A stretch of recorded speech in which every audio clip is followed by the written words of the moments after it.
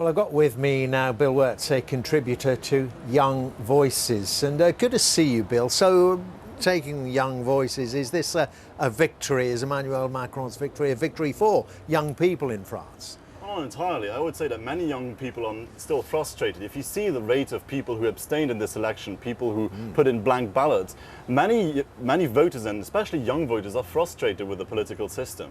It's because it doesn't give them flexibility. So the challenge for Emmanuel Macron now is to liberalize the labor market, to reduce taxes so that young people, especially those in the outskirts, which live in problematic situations and cannot find a job, actually can get back into the labor market. But how, in your analysis, does that work for young people if he brings in liberalisation, less job security? How does that then work through to more opportunities for those young people?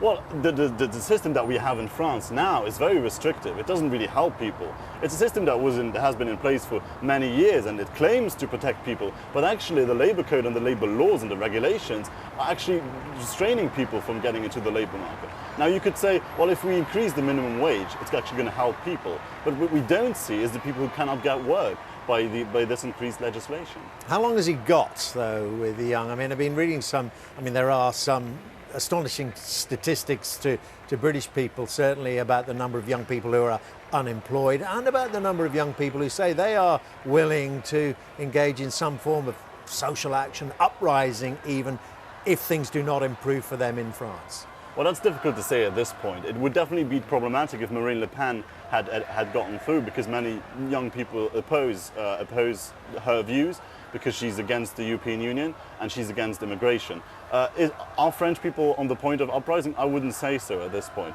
What counts now is how effective can Emmanuel Macron be if he gets a parliamentary majority or not. And that is going to be the difficult challenge for him. How involved would you say younger people were in the campaign, in the movement? We can't really call En Marche a political party yet. It is a movement, and there were a lot of millennials getting involved there. Of course, there's a lot of excitement for the positions of Emmanuel Macron, but we had the same thing 5 years ago with François Hollande. So it's not necessarily something that will go on. Emmanuel Macron is the youngest president in the history. Did that help? That, I mean, okay, he's not particularly young, but in political terms, he's a baby. Oh, absolutely. It did contribute to his rise to power that he is a young candidate. But now the question is, will the legislation that he tries to get through actually improve the situation for young people? Okay, Bill, great to get your thoughts. Thank you very much indeed, Bill Wirtz there. And this is Sky News. Coming up, celebrating his victory, but the new president-elect will face a large number of difficult challenges when he takes office.